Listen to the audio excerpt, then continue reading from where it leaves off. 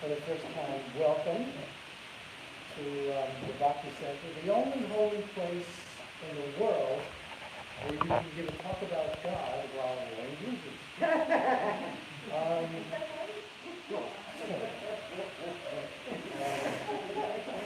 Okay, so those of you who were here last week, I'm not going to shame you by asking whether you actually had your Zoom meeting or whether you read any of the handouts. Yes. Did you? Oh my God! Really? I'm impressed. Very good. Okay. You're not going to be asked to read them. But when you get a chance, go to the URL, look at those papers of these. You'll find them very interesting. It's a different kind of exposition on the culture than what you might be accustomed to if you attended classes or lectures here at the Bhakti Center. These are works, most of them from rather accomplished scholars who are commenting from a different lens, a different angle on Chaitanya, on the Chaitanya tradition. And it's good to see that. It's good to kind of poke at this from a variety of angles so that your understanding is informed by the many different ways that Chaitanya is interpreted in the world. Just to briefly review what's going to happen today, we have the great pleasure of a guest speaker at 7 o'clock this evening, Ravi Gupta, who is in Utah, I think. Yes, Utah. Is going to come online and we have a Zoom with him. He's been very kindly willing to carve out a half hour for it. So we have someone who is a leading expert on Bengal Chaitanya Vaishnavism, who's going to give us a little bit of his insight into the person, the theology, the tradition, and so on. So a little bit of a summary of what we did last week, for those of you who were not here.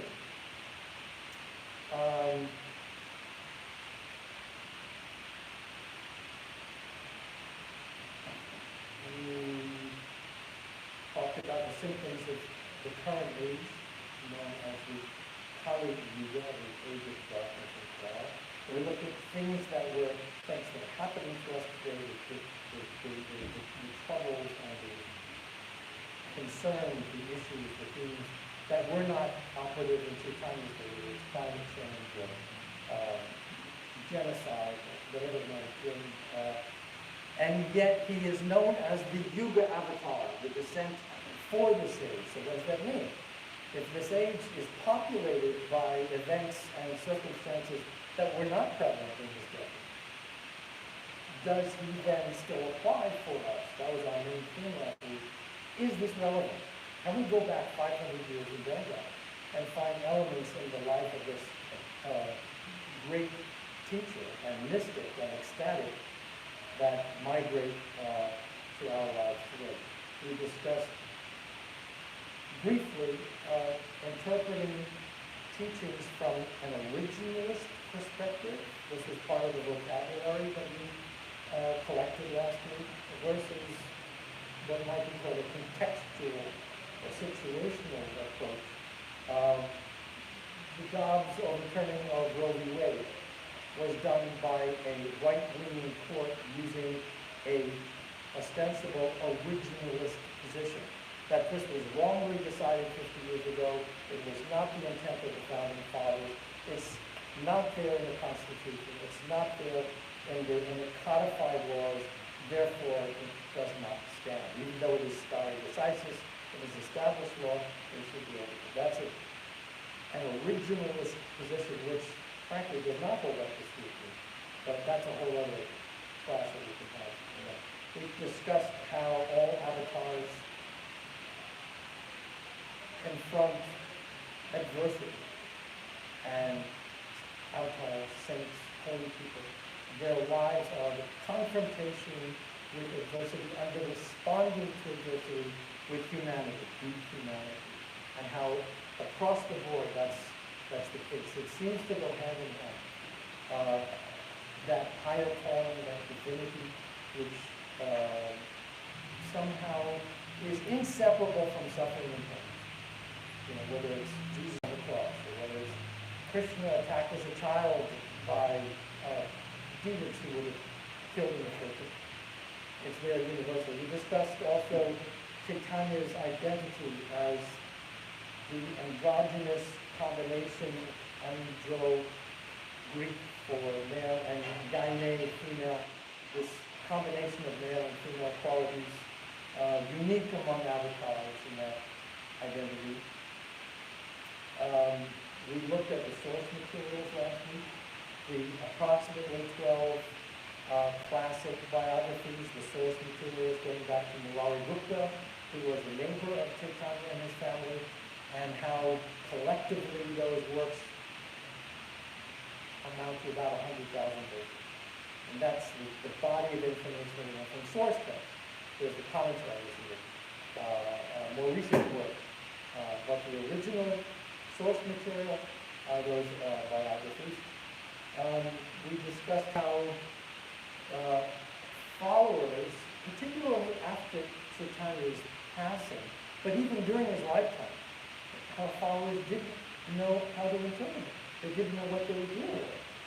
This child, mischievous child, who grew up to become the lead scholar in Navadvip, the Oxford of India, and then by the time he's 24 years old, this ecstatic,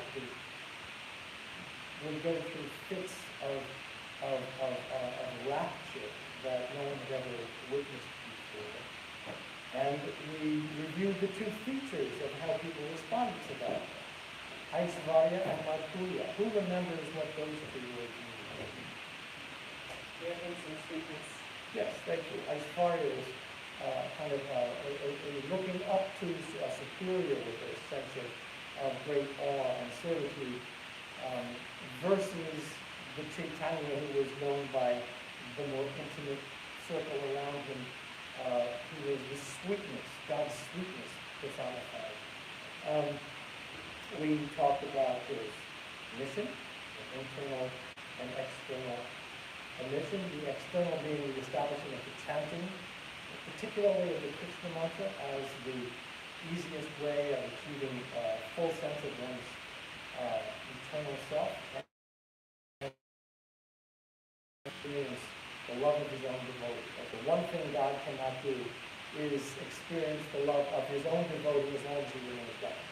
So therefore he became Chaitanya in order to satisfy this curiosity. How do they love me so much? What does that feel like? What is it? And then Champak Lata read two beautifully read two poems by Chandidas, and then we broke out into discussion groups, and then we made questions.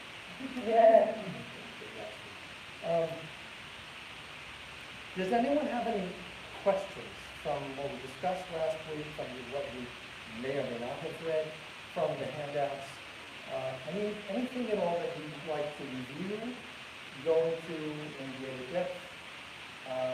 Please just raise your hand, jump in whenever you like. I'm going to give you a little bit of background on Ravi Gupta now, so that I don't have to do that when I get him online. His initiated name is Radhika Ramana, and when he was 17 years old, he was the youngest student ever enrolled at Oxford University. And he was also one of the youngest students to ever receive a doctorate at Oxford. And that was at the ripe old age of 22. His thesis was on the early development of Chaitanya Vaishnavism and the integration of the Vedanta philosophy into Jainism. He is currently a professor of religious studies and department head for history, religion, and classics at Utah State University, author of 4 books relating to Chaitanya, recipient of numerous awards for academic excellence, and a permanent resident research fellow at the Oxford Center for Hindu Studies. So you can see, this is really cool. We're going to get someone who really knows what to do, a lot better than I do. And you guys are going to get to ask him whatever you want. He'll talk bit, and then we'll open up to Q&A. Okay. Let's see here. All right, today I want to go through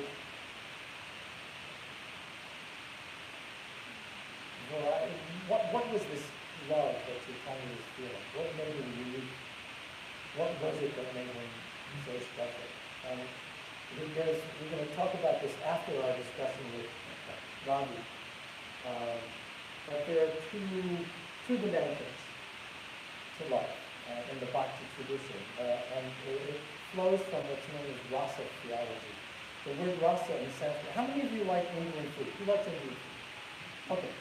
Next time you go to an Indian restaurant, order the Maharaj Thali. Maharaj Thali is this big silver tray, or brass, or stainless steel, really. And there are 7 little bowls, and each bowl is a different flavor. It's called saptarasi. A real Indian thali has a representation of each of these 7 flavors. There's something sweet, something salty, something spicy, something red, something dry, something pungent. That's a real Maharaj Leela. The word rasa, when it's applied to devotional life, means the flavors of love, the different varieties of love. And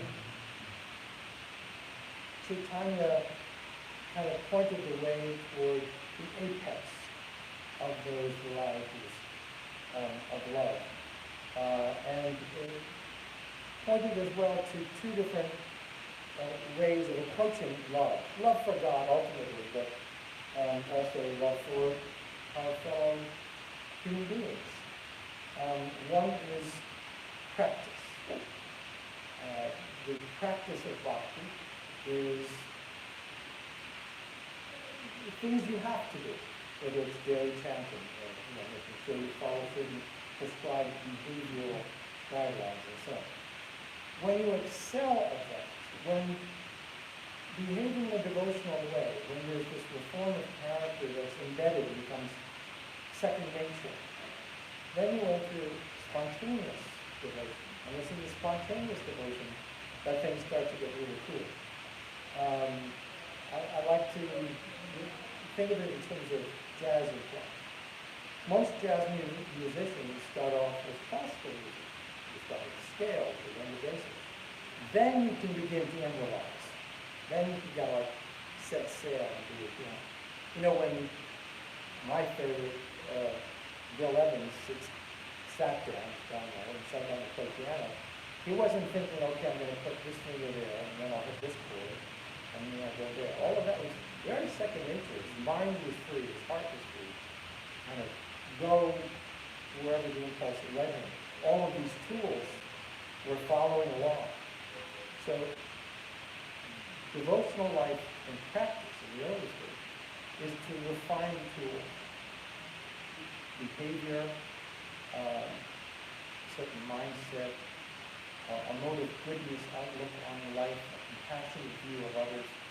These are the tools of your devotional life with which you can craft something beautiful. And when it reaches that stage of spontaneity, I had a philosophy teacher once, John Riker, out at, of course, I took at Colorado College with his terrible student with the Colorado Springs. John and his wife Marcia loved dancing, and he would describe often the difference between the rudimentaries of devotional practice and the higher levels of realized devotion as dancing. You know, you can dance like this, or you can dance like this. And, you know, he would get up and do it. Thank you. So, you know, your devotional life is like that as well. You start off practicing, and it leads to more spontaneous. Or, this one's for you, Christina. I got this one home. Here you are in your beginning life. Here's your conditioned life. You know, you're kind of restricted. This is your guna karma cocktail, right? Kind of jammed in there, and you can't really go very far. Here's you on spontaneous devotion. That's Christina's role. You're welcome. Well, it was yours. Okay, so we're going to talk a little bit more about that as well after I talk with Roddy. Let me see if I can get him on the phone here. That would be a good thing. So let's bear with me.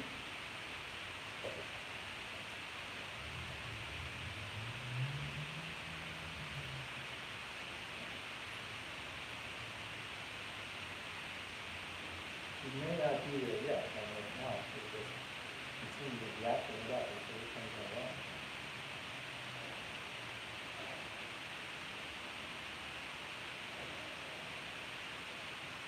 So he's not there yet. He's not supposed to be there. Okay, so a little bit more about Chaitanya and what we were doing last week. Any thoughts? Come on, I really want to hear from you guys. What sticks out from what we talked about last week? Anything at all? I think we did a very good job. Yes.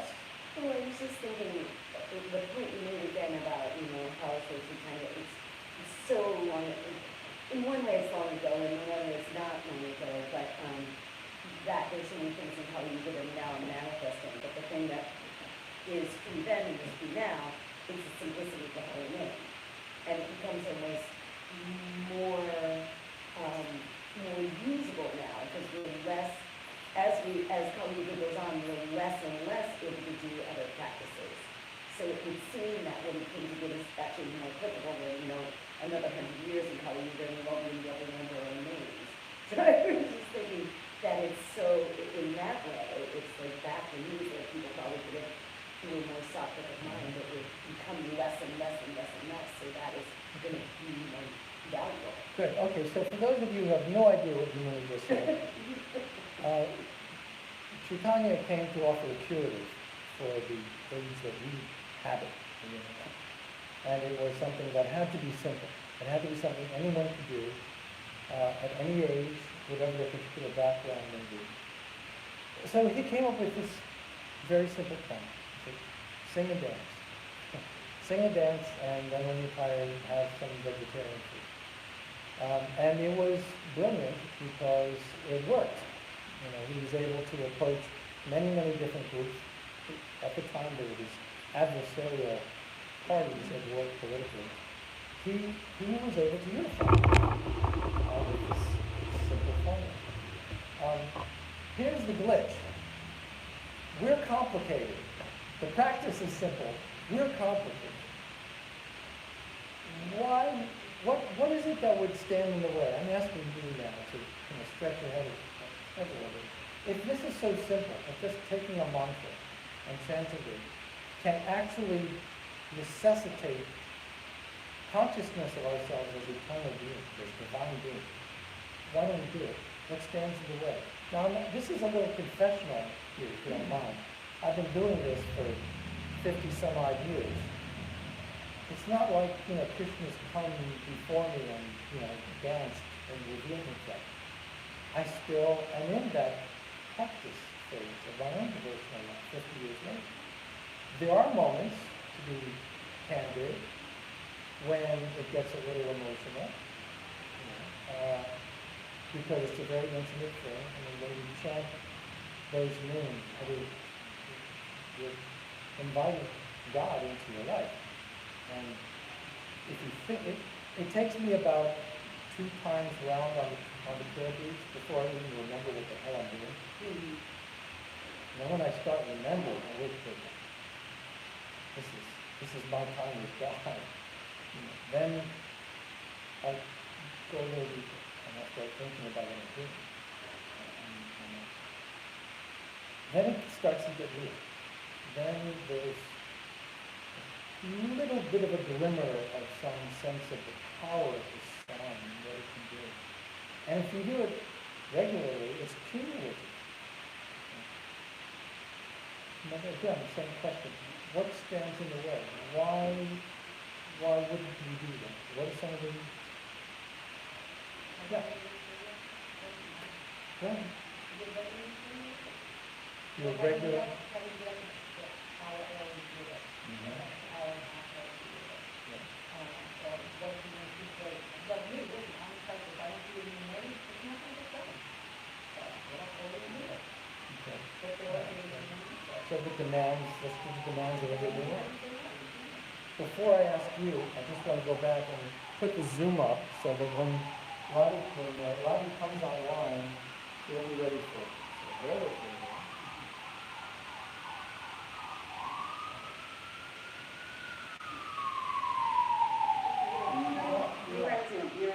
Oh, that's it? Okay. So we'll see you talk. All right, okay, so we're just waiting for it to come. Good, we have to know. Now, please, young man. I was gonna say that, for me, I'm being brainwashed. When I'm brainwashed and it's so severe, that, I feel like, when I'm camping, I'm trying to counter the brainwash. Tell me what you mean by brainwashing, in what sense? So it's like, Hare Krishna, Hare Krishna, Krishna Krishna, you need cooling, baby, I'm not so. Hare Krishna, Hare Krishna, Krishna Krishna, Hare Krishna. Remember when you said that thing? Yeah, you said that, that was really cool. The name is Krishna, no, Hare Krishna, Hare Krishna, and things like that. Mind wandering, Massive. new one. Yeah. Just kind of calling my awareness away. And I think there's just so many, this is on some story, but the images, the impression that have been made on my mind since I was young, that are just so embedded in my consciousness. It's not easy to just decide, like, leave that. I'm not play devil's advocate here. Let's go a little bit deeper. So far, the responses I'm getting are from a devotional perspective. But if you're not oriented enough, why, again, what's the relevance of pretending to me if I'm an agnostic or I don't know anything about this tradition? It's not my thing. Yeah. One is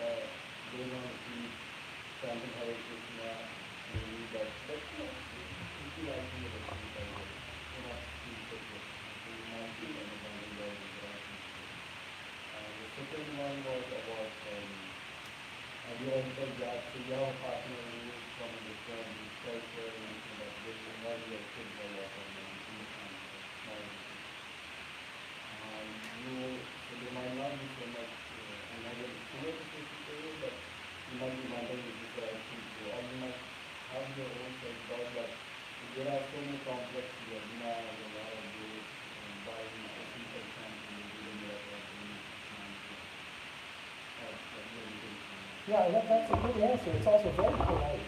I think we can get even more down and dirty about this. Yeah. From a non-personal standpoint, it could just seem like a bunch of BS. I mean, people thinking, you're just saying words, and people that don't understand the power of the words, it's like, the thing of like, I could say applesauce, applesauce, applesauce, And those of you who are in devotional life, you have no idea how the rest of the world sees you. Yeah, oh, yeah. So, like on my thought, he just went and stopped at the book. I told him that he was doing this, and I was coming home, I wrote something, and he said, well, please work with Tanya. And when I told him who this is, he right away just started rolling his eyes, oh, okay, and just like, and agreeing. Yeah, absolutely. Okay. We are living in a time when the label of science at our age is science. It's rational thinking. It's evaluating things on a very kind of almost cold-blooded scale of profit and loss, and it doesn't compute. it just doesn't compute. There's no evidence that you're offering me that would convince me that this thing that your Chaitanya fellow recommended applies to me. I don't see how it's relevant to me in my life. There's some very, very fundamental hurdles that most people have to overcome to even consider the idea. And I admit to you, quite frankly, having tried to write the story of Chaitanya for the past 3 years, I come up against his life all the time. I start writing, I start telling a story from his life. I say, who's going to believe it? You know, and why would they want to? You know avenues where this is. Okay? No avenues where this is very good. You know, through science and medicine, the different modalities of chronic disease, very much going together. And not necessarily that specific to Kenya, but there's whole wealth of information that could be scientific and stuff, not specifically to do with making extraordinary body and all the research in the world. So now, he's starting to talk my language. As far as I'm concerned, Chaitanya teachings are very good. These are ideal studies in human psychology. They're brilliant expositions on what it means to be in the matrix, what it means to be conditioned by the culture that we've grown up in.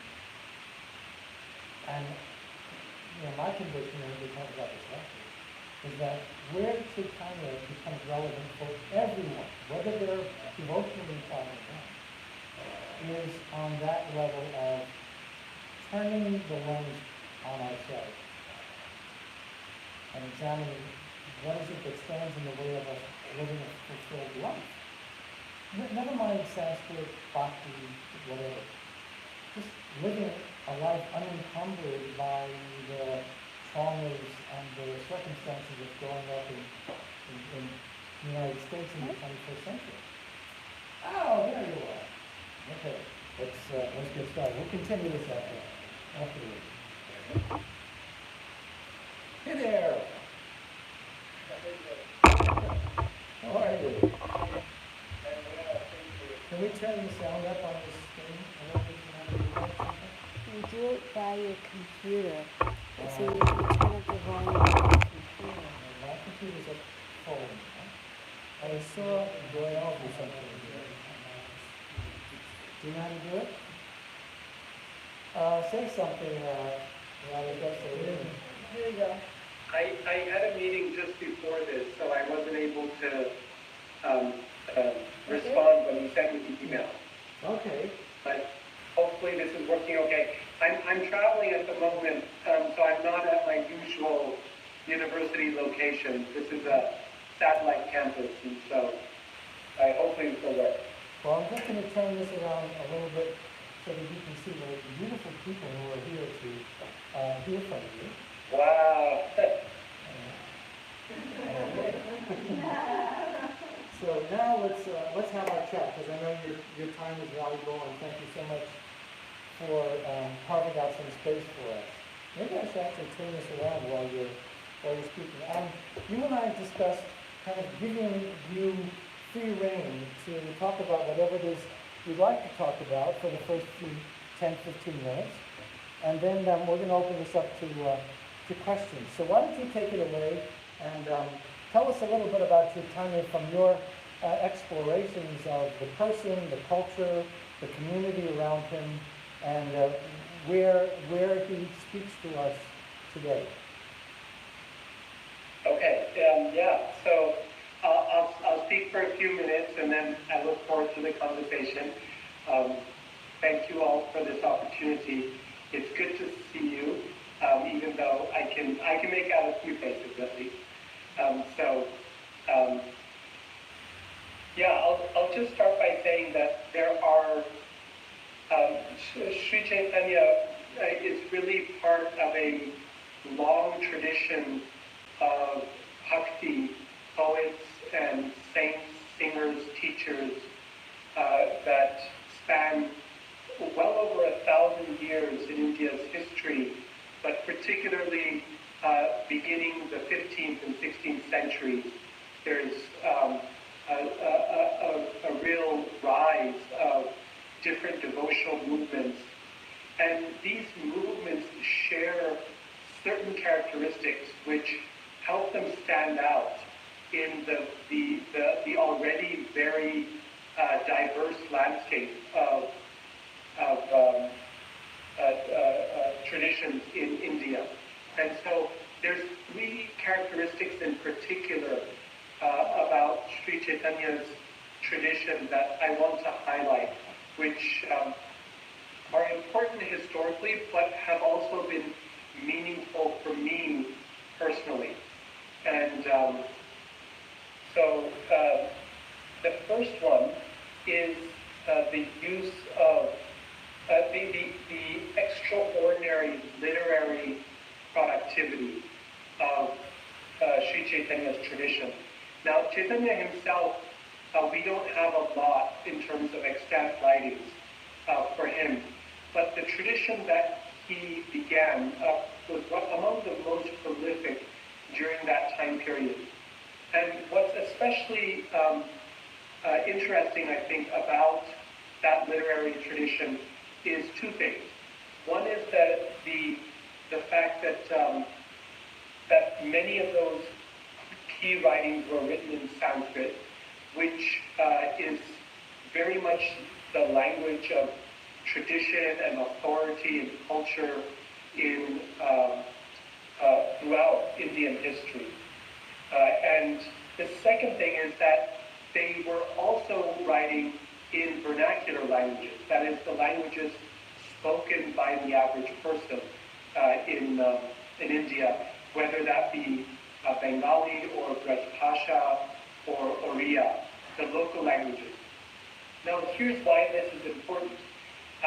The Sanskrit, by its very nature, brings a lot of authority and dignity and divinity to tradition by writing in Sanskrit and composing Sanskrit scriptures during conversation with a tradition of literary output that's thousands of years old.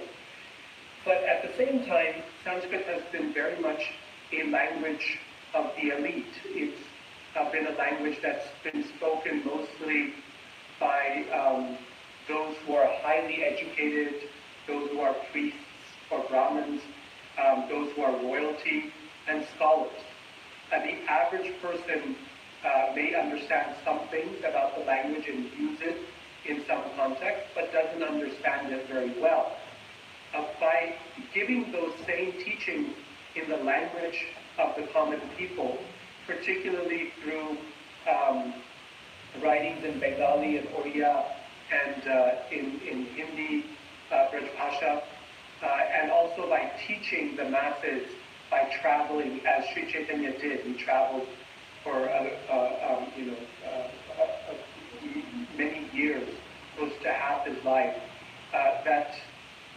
It makes that same tradition accessible to a much wider population.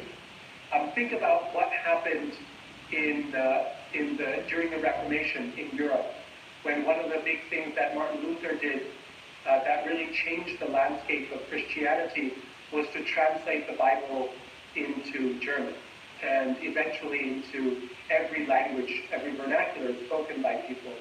And what that did is that it makes that tradition accessible to the average person.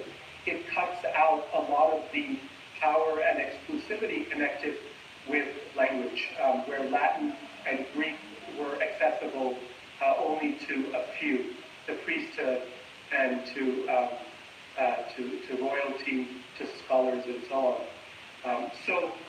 In India, with the Bhakti poets and singers, a similar process was at work, actually, at a similar time in history, where they were reaching out to the masses through song, through music, through kirtan, and using words and language that the average person could understand. to allow for a personal and passionate relationship with God, rather than a distant one. So that's the first characteristic. And I think this is most beautifully manifest in the life of Sri Chaitanya by the method of Sankirtan, the singing of Krishna's names and doing so communally, publicly, together, congregationally. I think that is extraordinary in his life, where the names of God are important for all of the saints during this period, but Sri Chaitanya really takes it to the masses in an extraordinary way. So that's the first characteristic. The second one is the way in which his tradition questions caste and caste boundaries, social structures and social boundaries during that time. For context, 15th, 16th century India was really riddled with a lot of caste structure and caste inequities. This was so much the case that it would not be exaggerating to say that this was the dominant concern of the times, was maintaining caste boundaries and purity and pollution, especially for those who are upper caste. And we find caste conflicts all the time happening in the biographies of Sri Chaitanya. But his process and his statement of the fact that all who had purity of heart rather than purity of heritage or purity of body or purity of work, that those who had a golden heart, that's what Krishna is concerned with. And that's what would really matter. And really welcoming into that process of Sankirtan all who cared to participate. And the best example of this, perhaps one you have discussed or have not discussed yet, is that of Haridas Thakur, who was born of Muslim parents, and therefore by his very presence and touch would offend any upper caste Hindu of the time. And yet Sri Chaitanya, and he was precluded from entering Hindu temples for that reason. But Sri Chaitanya would not only converse with him, but share food with him, something that would be quite scandalous for the time. And in the end, buried his body with his own hands, which would be unthinkable for someone who was a sannyasi and a Brahmin like Sri Chaitanya was. So really kind of making that point very clear, that bhakti is without boundaries. And again, this is a feature of the bhakti movements during that time, is a blurring of caste boundaries, the challenging and questioning of social hierarchies that is quite visible in the life and work of Sri Chaitanya, and his embrace of Indians and non-Indians,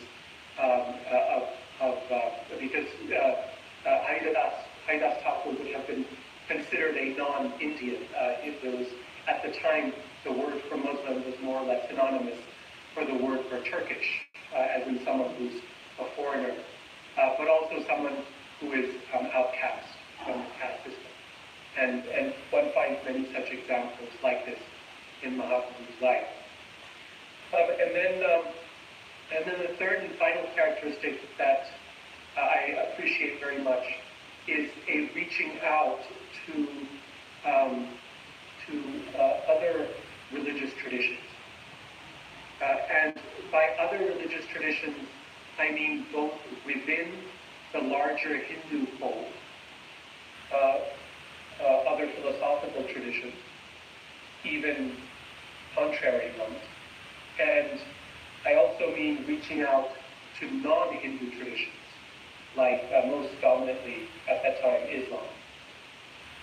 And again, this is something we find repeatedly in Mahaprabhu's life, in Sri Chaitanya's life, the story of the Kazi, for example, again, something that you will likely study in the larger course, should you take that, or perhaps you've already studied it a bit, but the story of Chand Kazi and Mahaprabhu's dialogue with the Muslim magistrate, the Kazi of the time, but also other encounters, like with the Pathan soldiers, also of Muslim background. And then his willingness to reach out to philosophically and even draw from other Hindu traditions, some of which are traditionally don't get along very well together. And you really see this in the writings of Sri Chaitanya's followers, such as Jiva Goswami, whose work I have studied over many years as part of my academic work.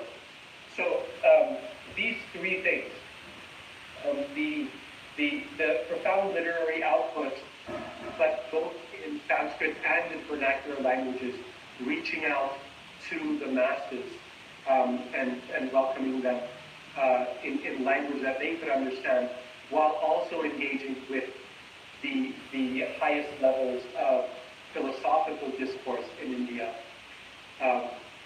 Then secondly, the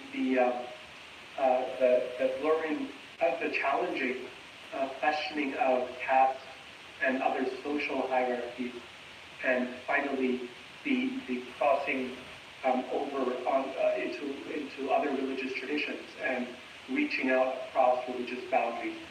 These three things, I think, I have found over the years to be kind of crucial in terms of my understanding and also my appreciation for the Gaudiya Vaishnava tradition, the Vaishnava tradition that was founded by Sri Chaitanya, inspired by him, and then leading to hundreds of years of activity and devotion and writing productivity.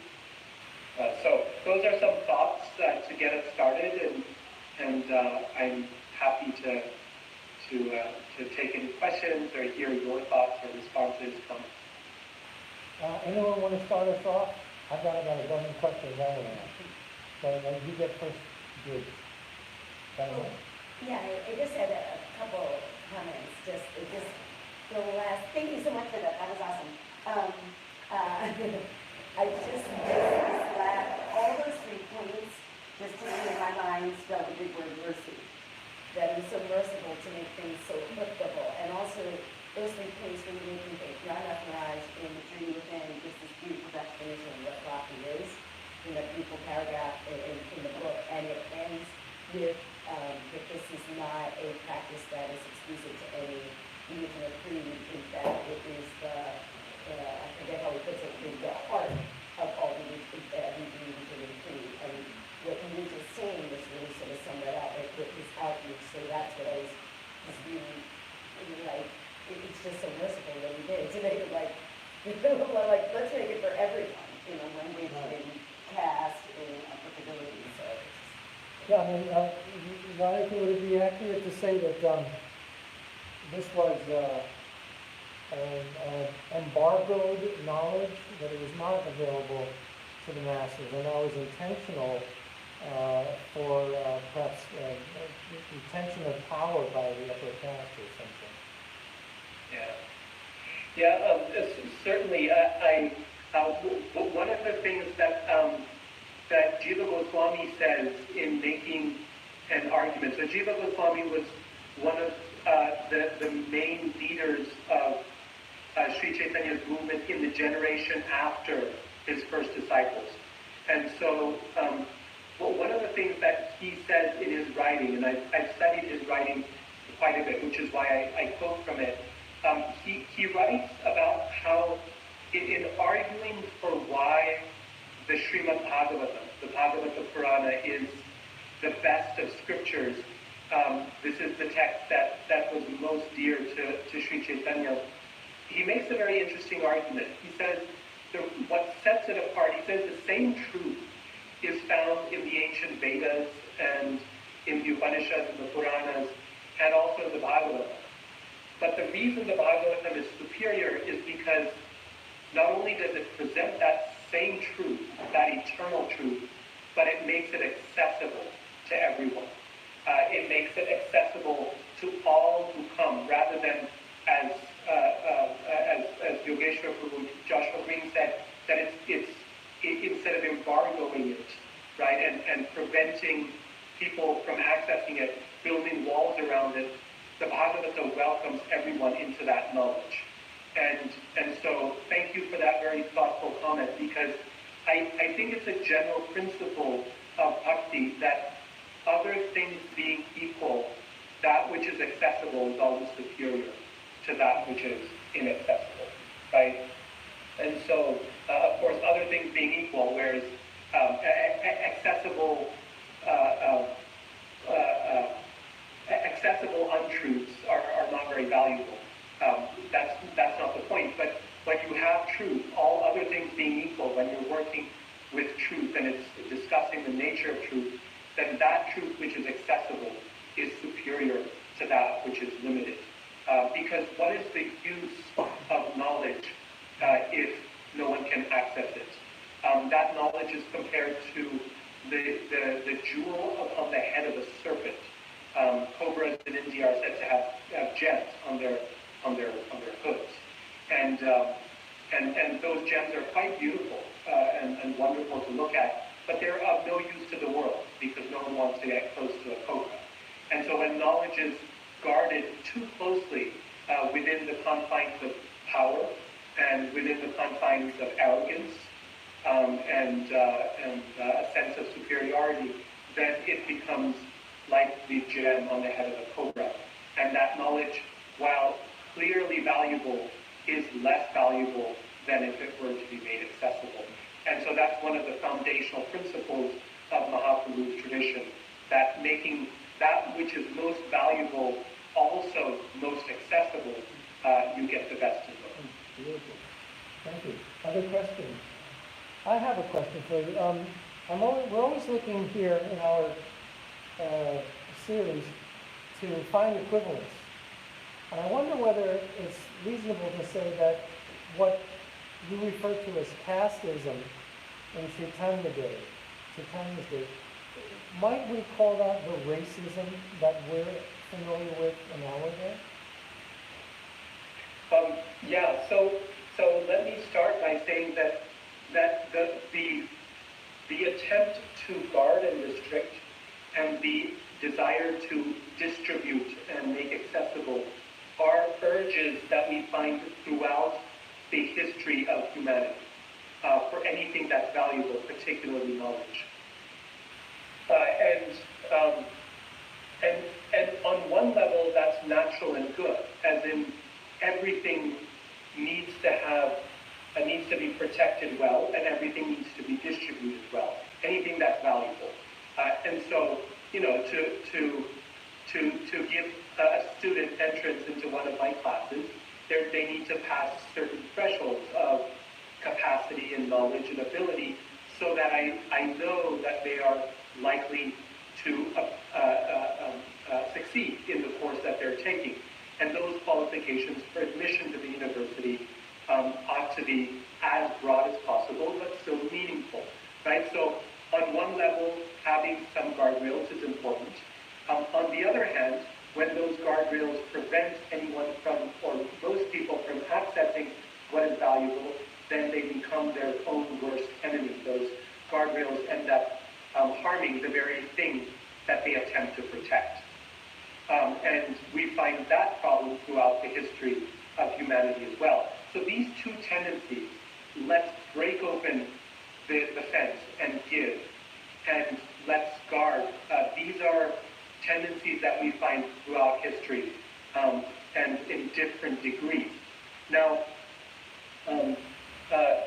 what we find is that over time, the guardrails tend to become heavier and heavier and heavier, and the boundaries tend to become more and more impermeable, because everyone is looking for exclusivity, to guard their own vested interests in whatever it is. That which is valuable, people want to keep for themselves. And so this emerges in different ways throughout history. in the form of caste, in the form of racism, in the form of economic superiority for the wealthy versus the poor, in terms of gender, in a variety of different ways. That tendency to push away, to keep away manifests. And one can always err too much on one side. But one of the things that's characteristic of Sri Chaitanya's tradition is that he errs on the side of too much accessibility. In fact, his tradition has been criticized from his day to the present for being way too accessible, breaking down those guardrails too much. But from Sri Chaitanya's perspective, if there's one place to go wrong, you want to go wrong on that side, rather than to go wrong on the end of putting up too many guardrails. So one very nice example of this, I think, is the fact that the ability to gain knowledge doesn't go hand in hand historically in India and elsewhere with the ability to give knowledge. Okay? I'll say that again. The ability to gain knowledge, to acquire knowledge, doesn't necessarily go with the right to give knowledge. I'll give you a simple example. In the university context where I teach, we encourage everyone to seek admission to the university and to gain higher education. But very few people have the right to actually teach, to give that knowledge. It takes years and years of training in academia, getting a PhD, etc. That's very carefully guarded. Receiving is easy, it's open, relatively speaking. Giving is highly restricted. One of the things that's distinctive about Sri Chaitanya's movement is that he not only welcomes all receivers, but then he turns around and empowers them to give as well. And if you read his biographies, this is highlighted over and over again, that when he asks people to come and receive Krishna's names through Sankirtan or Kirtan, when he asks them to come and receive knowledge from the Bhagavad Gita or the Bhagavatam, then he turns around almost right away and says, now that you have received it, go out and give it. And that leads to a domino effect, a flooding effect, where people he meets are empowered and changed at heart. They go off and they touch others at heart and change them.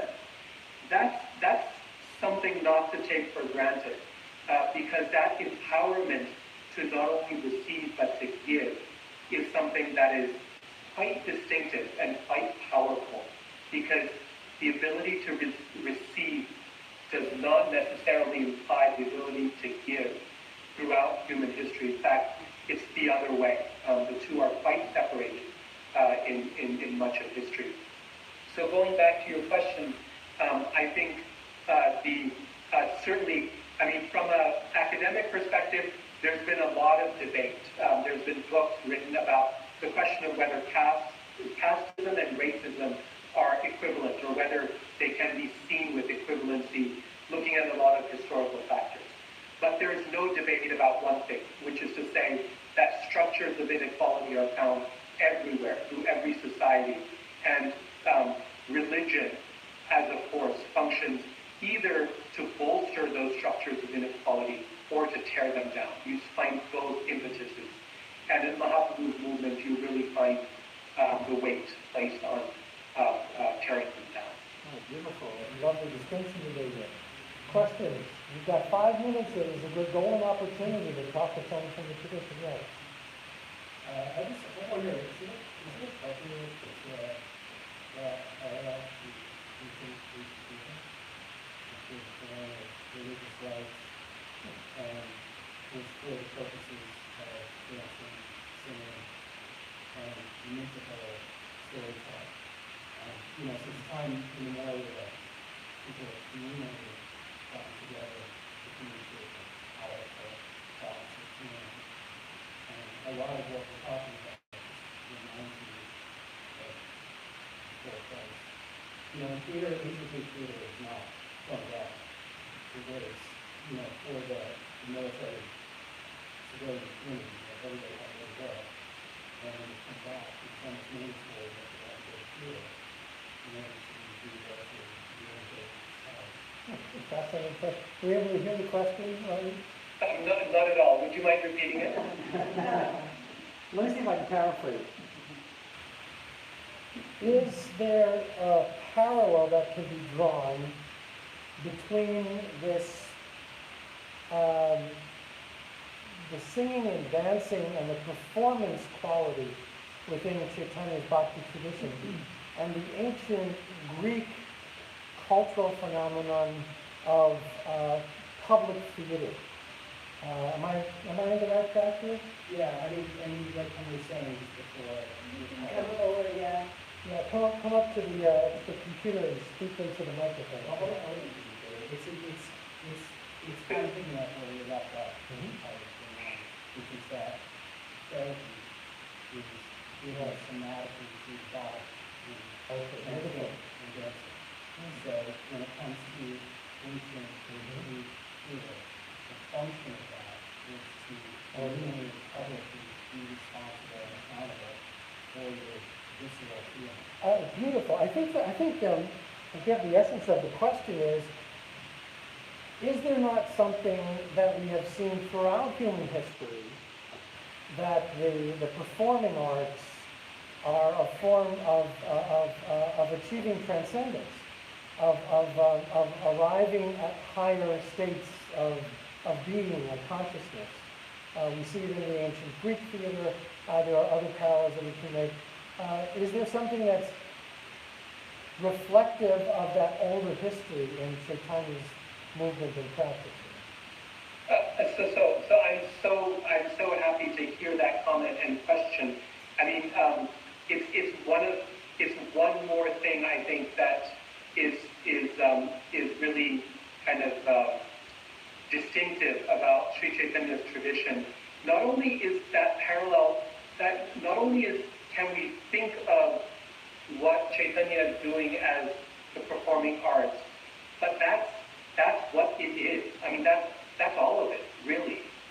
From one perspective, there's different areas of Vedic knowledge, and one that many of you may be familiar with is Ayurveda, or the knowledge of life, medicine. There's Niti Shastra, the knowledge of politics and so on. And then there's Gandharva Veda, the knowledge of music and dance and the performing arts.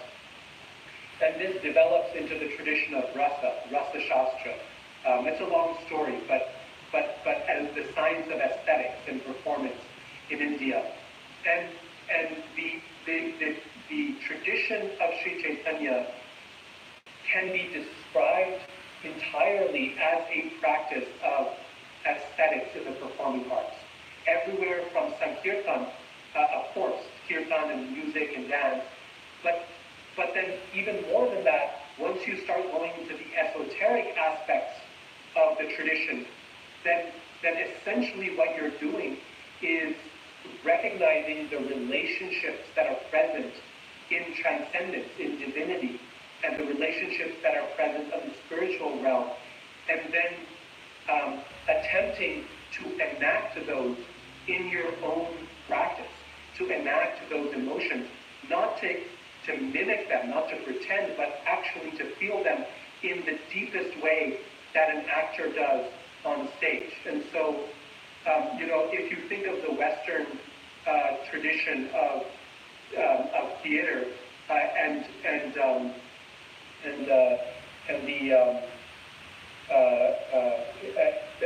the book Improvisation for the Theater, I forget the name of the author of the book. It's a very well-known book. Sorry? Stanislavski? Viola Spolin. Viola? Yes, Viola Spolin. Thank you. Viola Spolin, Improvisation for the Theater. I mean, the principles that you find there, they're essentially the principles of Raganuga Bhakti, the process of devotion where you acting is a way of salvation. And this is not acting, again, in a superficial sense of pretense. This is acting in the sense of learning to embody your eternal identity in relation to others' eternal identities, all in relationship to Krishna, who is described as Akhila Vasamrita Murti. The definition of God given in the in Rupa Goswami's Bhakti Rasamrita Sindhu is that he is the abode, the reservoir of all rasas or relationships. But the word rasa is defined in the context of dramaturgy and in the context of aesthetics and the performing arts in India. So there's a wonderful book in this regard, if you're interested in it further, by a scholar named David Haberman, a wonderful person, a good friend, teaches at the University of Indiana, Bloomington. The book is called Acting as a Way of Salvation.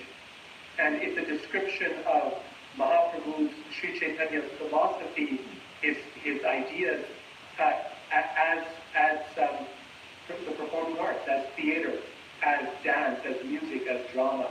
And so not only have you identified a possible lens, but you've identified the key lens for thinking about Mahaprabhu's tradition, which is through self-expression that puts us in touch with our deepest selves and in relationship with others in their deepest selves, taking off the masks that we wear as superficial actors in this world, and recognizing that we are acting on the deepest level with who we are.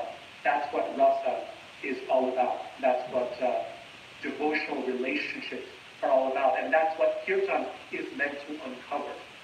So thank you so much for that comment. And thank you, Radhika, for taking this time to be with us here. Would you join me in thanking Radhika?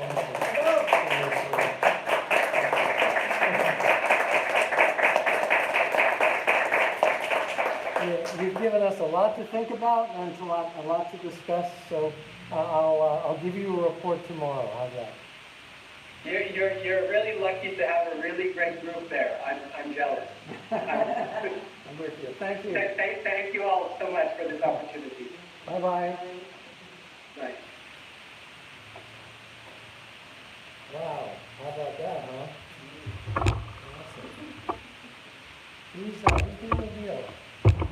And boy, was I getting excited there just at the end when he started talking about this point of tangency between what may seem like this very abstract theological construct that we're calling bhakti, and the very real issues that confront us as human beings every day of our lives. What a beautiful moment where we talked about the pulling away of those many masks and kind of getting down to the true self. That's bhakti. That's what it's all about. He mentioned rasa theology, which is where we left off. Notice how beautifully all the points combined here. Gosh, we only have a half hour, and there's a lot to go through here. And we also have a recitation by Trumpa coming up of the 8 prayers that Chaitanya did leave us. So I'm going to try to go through this next section quickly because it ends with your recitation. Are you ready? Okay. Yes. No, you can do it whatever you want. Okay. You see? Awesome. Okay, rasa theology, the flavors of love.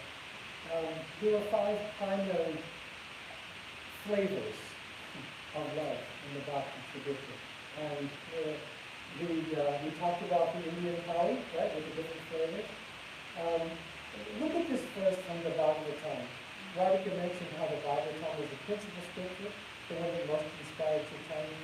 This is, without the hairs of the body bristling, or the heart melting, without losing speech from tears of bliss, without bhakti, how can consciousness be purified?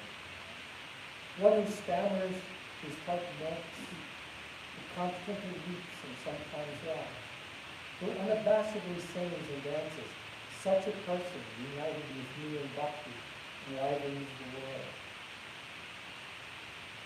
That's bhakti, right? Yes, beyond the practice, the Vaidhi bhakti. You come to that place of Vagatamata bhakti, where the spontaneity kicks in. The first step, the first stage is called Shanta Rasa. You know, in yoga circles, Shanti, Shanti is like a really big deal, right? It's just the beginning. Bhakti explains how Shanti is just the beginning. I'm Shanti. Shanti is this peaceful place. It's, in that sense, it's a selfish place. It's about me, my peace of mind, my calm, my de-stressing in life. It's a passive awareness of God without any active engagement. Some examples of this Shanta Rasa are the cows in Krishna's world, his flute, which is only active if he picks it up and plays it. There's a relationship with God, but it's passive. There's no particular activity going on.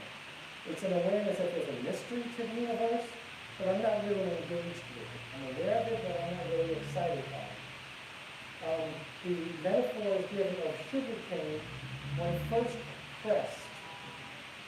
When it first comes out of the cane, it is liquid, shapeless, kind of loosey-goosey. When that love of neutrality, sattva-rasa, thickens, becomes active, that is dasya.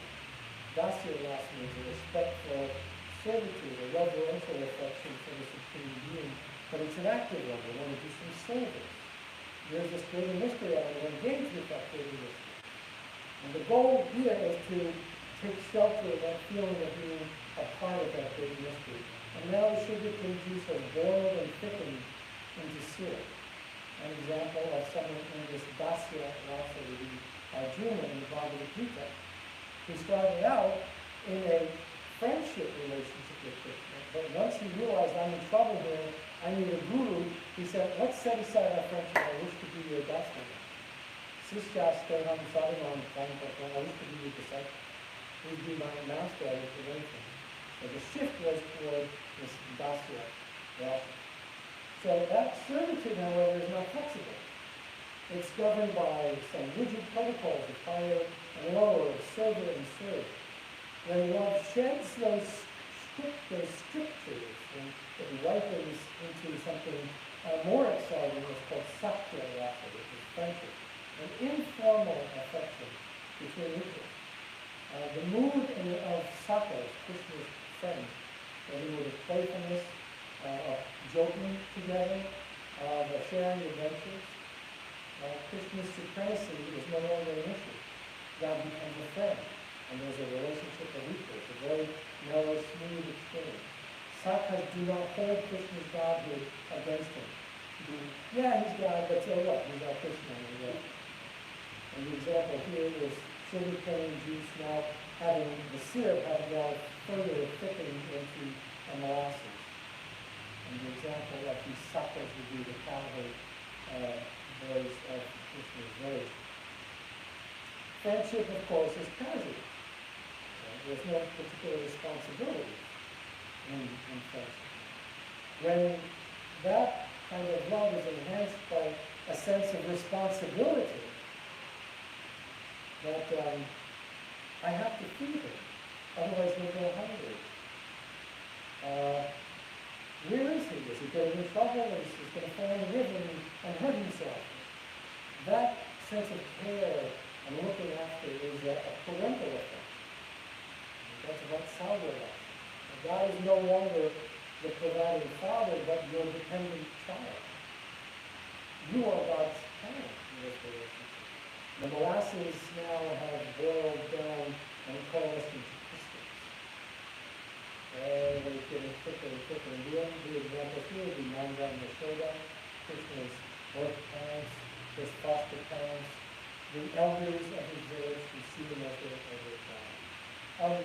Again, this relationship, the parental relationship, carries some responsibility. And it's have to look at it. Love at its most intense is completely free of obligation. The love of the gopis, the child women of Vrindavan, is a love that has shed all social protocols and has become an ecstatic, complete, unfettered giving of oneself over in a conjugal mood of I am yours, you are mine, do with me what you will. And you are completely free to do anything you wish. And we listen for that frame of mind in the recitation that we're about to hear from Prabhu's reciting of Chaitanya's verses. This love, this Madhurya rasa, ignores all social constraints. It doesn't care about anyone's opinion. The gopis in the Bhagavatam are described as united women. But when they hear Krishna playing his flute, they abandon their families and they run to it. There's no sense of restraint whatsoever. Now that sugarcane juice that is boiled into molasses and then transformed into pickle has become solid rock. Beautiful, right? I'm going to show you a clip. This only runs about 4 or 5 minutes. This is from a 1956, I believe, film, a black and white film, shot in India. You'll see subtitles, called Nimai of Nadia. It's about Chaitanya. And while the quality is not very good, the relatively reading the picture available, you can see the full thing if you go to YouTube. I really wanted you to get a sense of this because, in some respects, as awkward and rudimentary a piece of filmmaking as it is, there's something in what the actors are doing here that reflects what we've been discussing with Radhika about theater as a path to salvation. Take a look.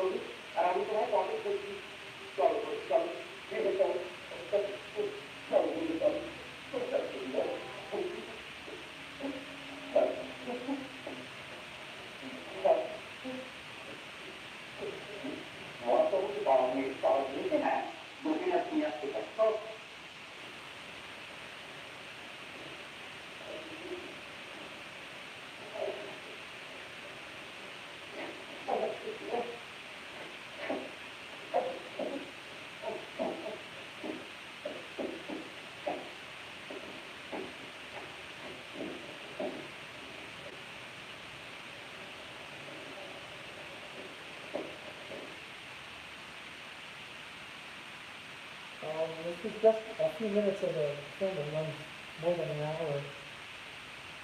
There's something about it that, the actors seem to really be experiencing this going on. And I wanted you to see that because I think it would be great to focus on what we're trying to do here, which is to get a sense of Chaitanya the person. What are we seeing? And then state that overrides notions of happiness. This isn't about happiness. This isn't about my own well-being. There seems someone is vacillating between moods of bliss and union with Krishna, seeing Krishna, and the agony of separation from Krishna.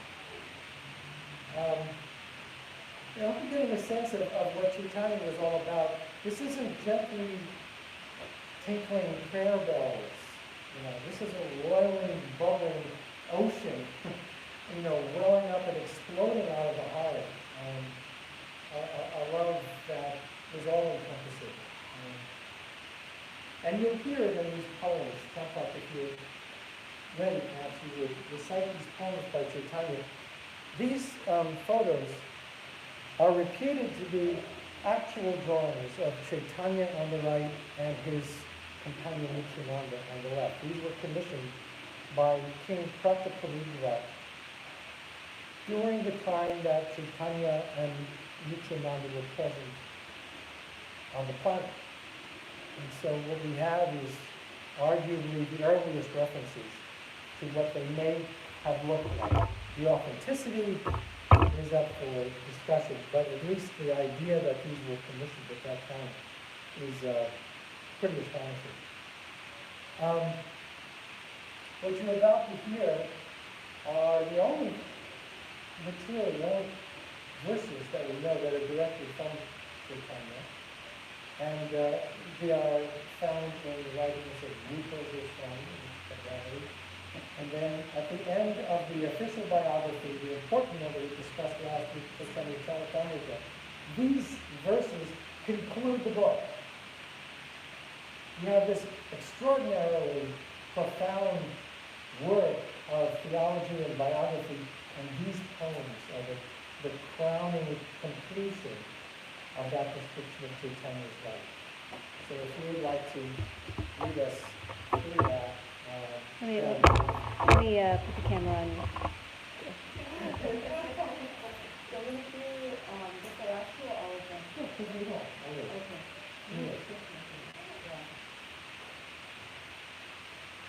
Glory to the Sri Krishna Sankirtana, which cleanses the heart of all the dust accumulated through years and extinguishes the fire of conditional life, of repeated birth and death. This Sankirtana movement is the prime benediction for humanity at large, because it spreads the rays of the benediction mood. It is the light of all transcendental knowledge. It increases the ocean of transcendental bliss, and it enables us to taste the nectar for which we are always anxious.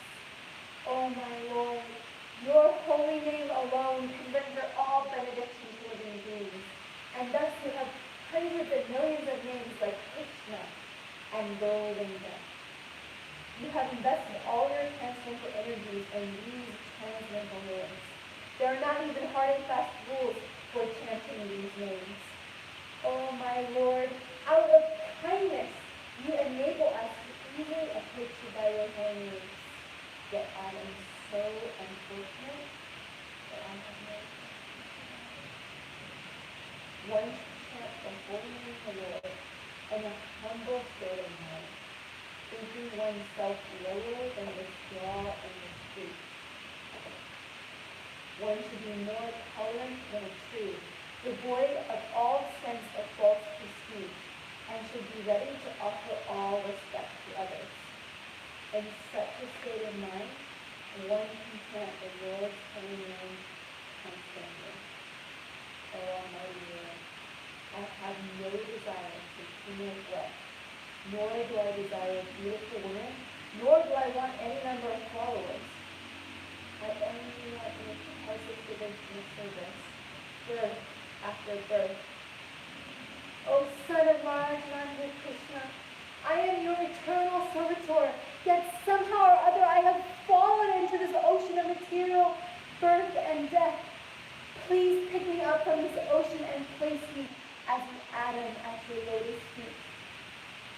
Oh my Lord, when will my eyes be decorated with tears of love flowing constantly when I chant your holy name? When will my voice choke up? And when will the hairs of my body stand on end at the recitation of your name? Oh, Govinda!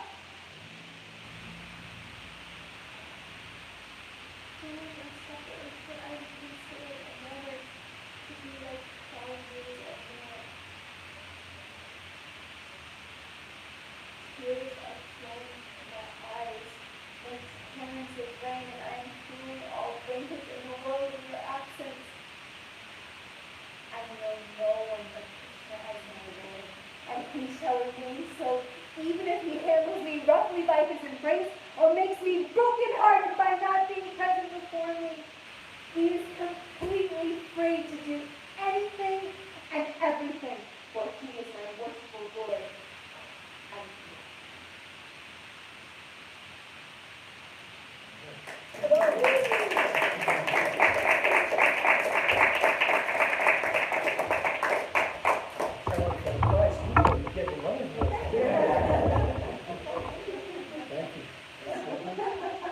We want the front row seats to the.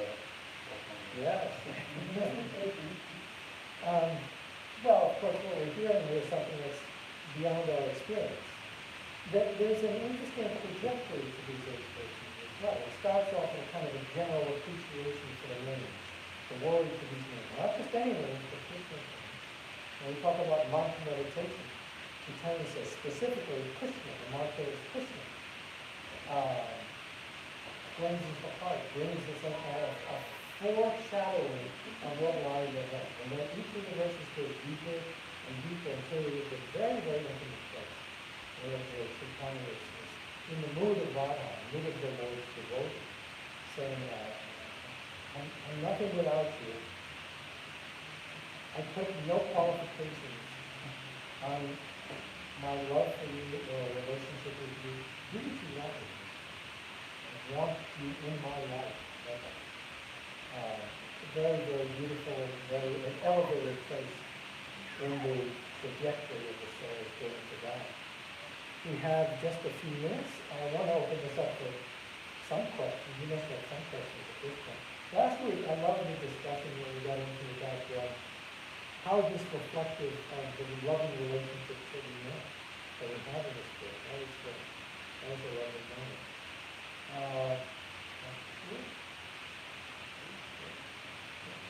You sent me an email about this, and you were asking,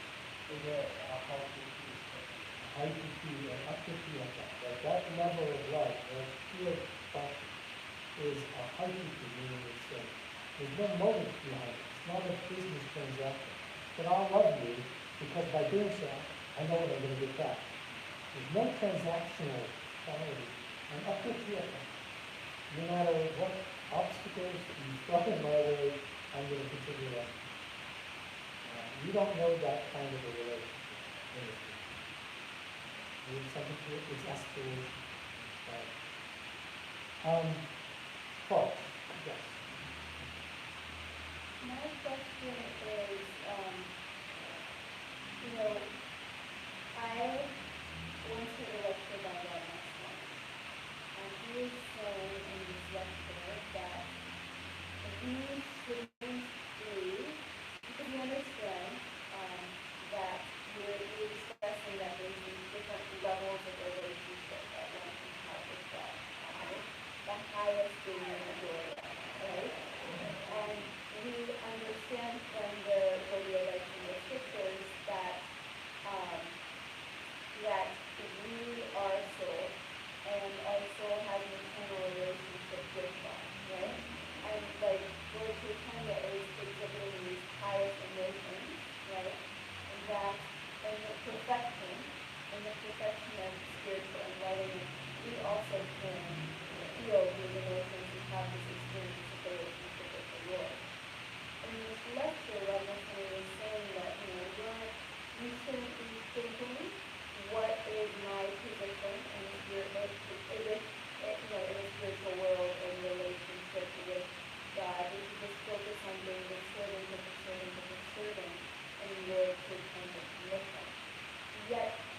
also means that we have to cultivate those feelings of love and separation. So how can we, how can we cultivate the humbleness that is being spoken about in this, and that mood of servitorship, and at the same time not lose the sight of the goal of those very, very deep emotions.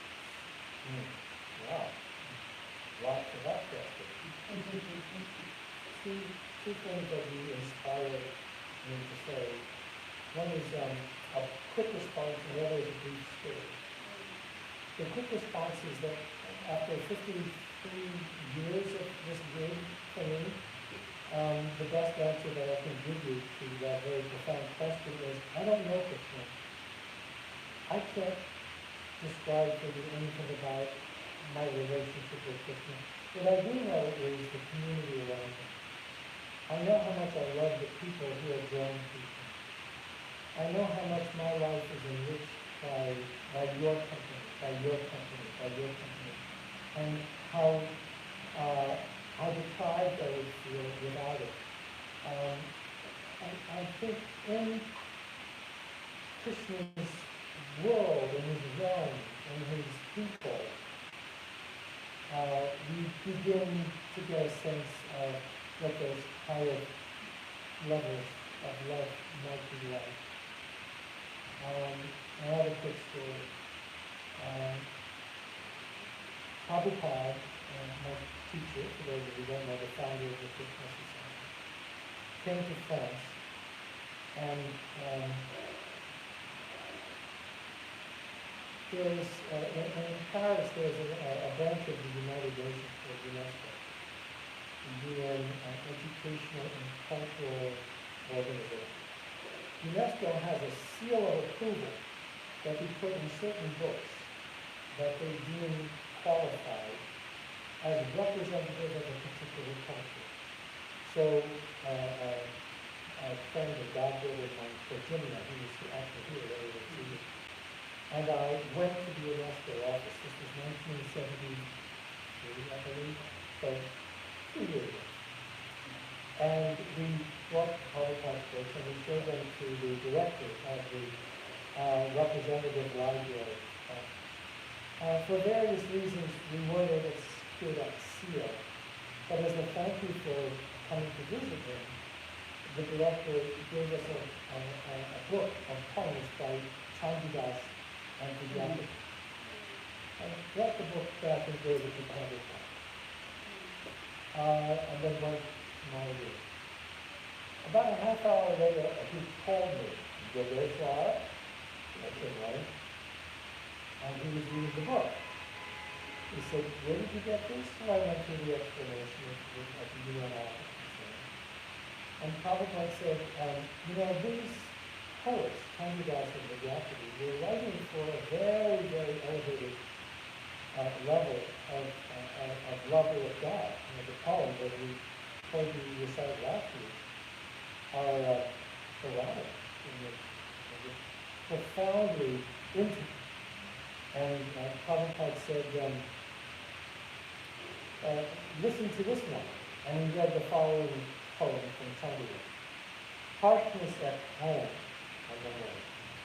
Harshness at home hurts me like a burden. How long can I bear to be a girl in another's power? It is the sickness of love that has been my disease, and now it is the cure that cures me. And Prabhupada said, so this other power is Krishna. This is a married woman, and here she is expressing this fire of yearning for someone who is not her husband, namely Krishna. I said, and we have to be very careful about publishing such poems because people won't understand them. They'll say we're hypocrites. We're espousing a responsible, praiseworthy kind of lifestyle, and yet here we are elevating extramarital love affairs. And he said, my spiritual master, Bhakti Siddhanta Saraswati, went to his father, Bhakti Vinod Thakur, with the desire to publish poems just like these, a collection of works. And Bhaktivinoda told his son, he said, no, people won't understand. They're too advanced, they're too elevated.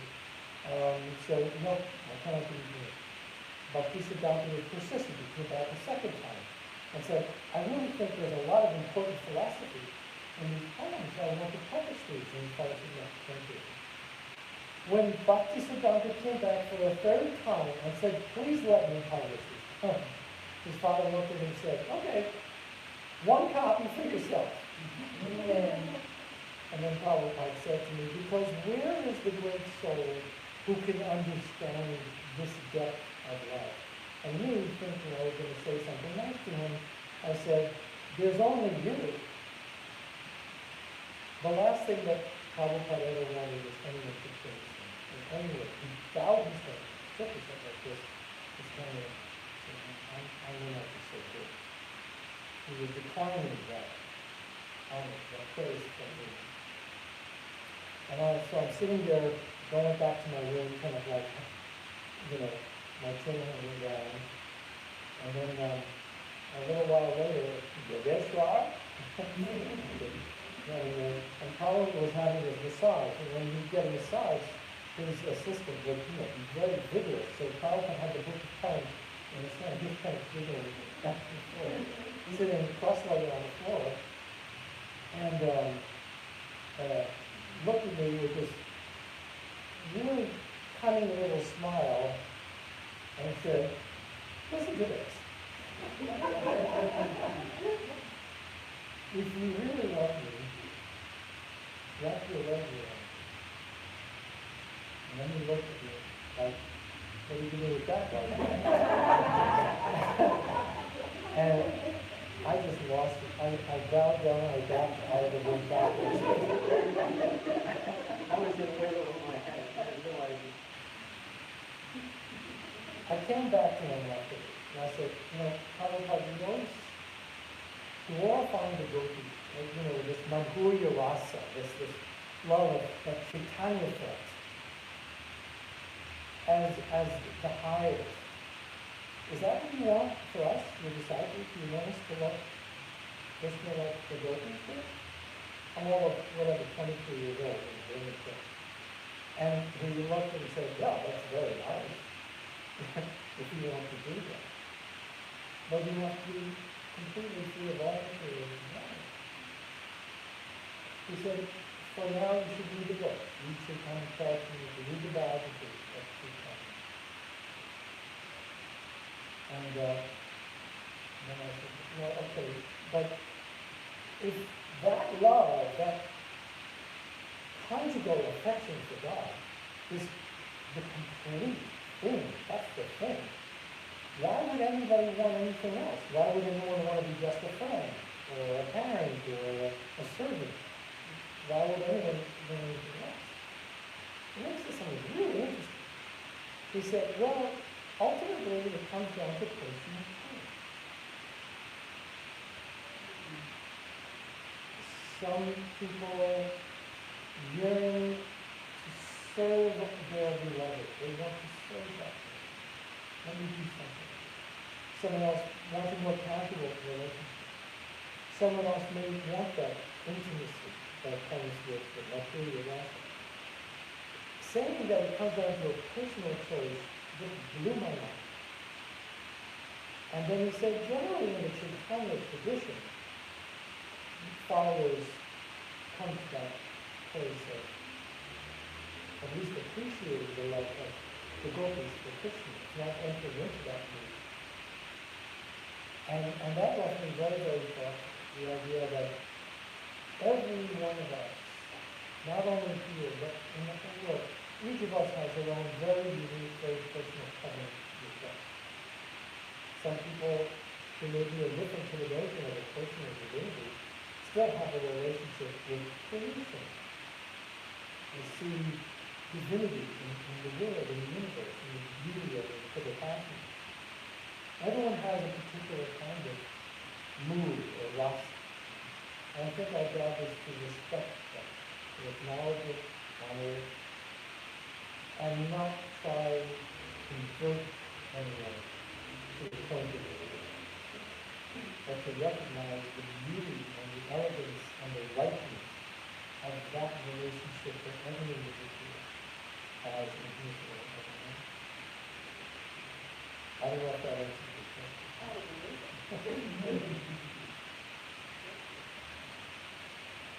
Well, Florida, we do have no minutes, so but if you have any thoughts or ideas or reflections, yes. I think, well, basically, people have kind of misinterpreted the pastime, the Christmas intimate pastime, the ability to be something like mundane.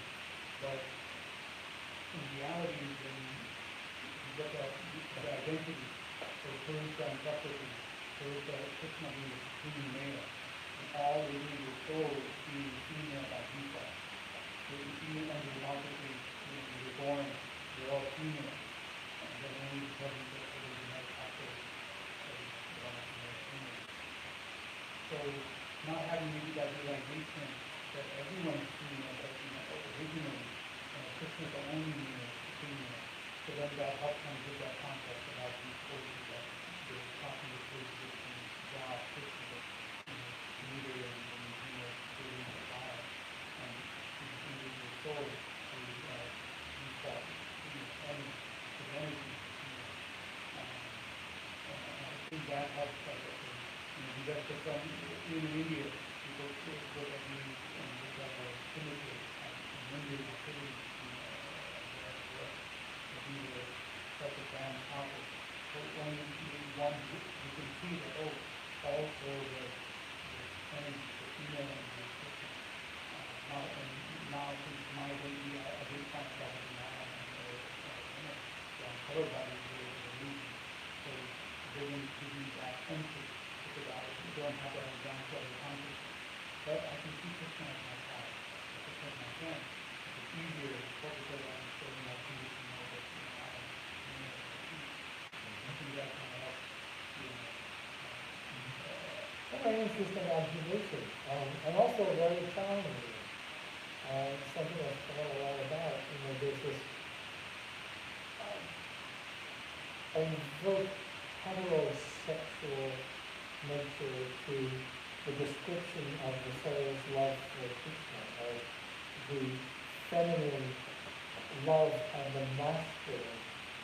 And we're in a time where gender fluidity might suggest that we think carefully about what we mean when we talk about these polarities of sexuality. I don't have all the answers to that. I know that I feel challenged by it. I know that ultimately what you're saying is correct, that we are all the lovers of the beloved, Krishna being the beloved and we being his lovers, and that that's a reciprocity between the two. The gender side of it, I think, is complicated. That we can get into in the fall term next year. But I think you're absolutely correct. We can identify with that loving relationship that we are familiar with. I think of my children, that I would do anything for them. Is that a slight reflection of the feelings of Krishna's kind of thing? I suspect. So there we're getting to that point, and I hope we will get to this point of production, namely the point of tangency between Chaitanya Vaishnava and the life we live. So I hope that has whet your appetite, and that you might think about coming back in the spring, and we're going to really get into things in a little bit more detail. This was an impossible task, cramming into two 90-minute discussions, this universe of Chaitanya Vaishnava. But you've been marvelous. Your questions and comments have been absolutely extraordinary. I've learned a lot from you. I'm privileged to be here with you today. Thank you, thank you, thank you. Please stick around. I think there's some dinner. So, and then we can just kind of sit around and chat for a while. So thank you all for coming, and I hope to see you next time.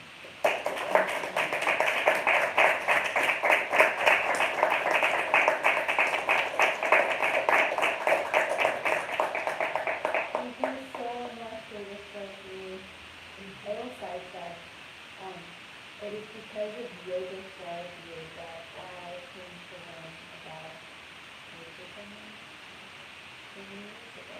So he has brought so many people to this house, and we're so incredibly grateful to him. And please sign up for the series. It's not yet posted on the website, but it will be. It will be a 12-week series. So we'll be back more deeply into these topics and tell all your friends about it. And thank you so much for being here. We want you guys to come back and do more and more things here at Bhakti Center. And also, if you're not so familiar with other Bhakti Center offerings, we have on Thursdays we have Kirtan, which is where Kirtan Young started, the singing and dancing. Every Thursday from 7 to 9 p.m. and every Tuesday from 7:30 to 8:30. We have a soul talk program on Saturday, which is a philosophy talk, and Kirtan and dinner. We always like to get people through. And that is from 5:30 p.m. on Saturdays. And we also have on Sundays at 11 a.m. to 1 p.m. a more in-depth study of software and things in video life tourism, followed by lunch for those in the afternoon. So, yeah, and if you have any other questions or would like to get involved on our newsletter or our WhatsApp for more information or get into we have home programs where you can get into home programs and meet other practitioners. You can come to me and ask me any questions. And please stay, have dinner with friends afterwards if you have more questions. Hope to see you again very soon.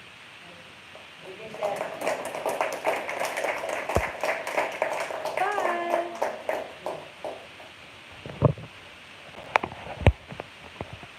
How do I stop it, Janina? How do I stop the live stream? It should be just in here, just go with the top. The X button? Yeah, yeah.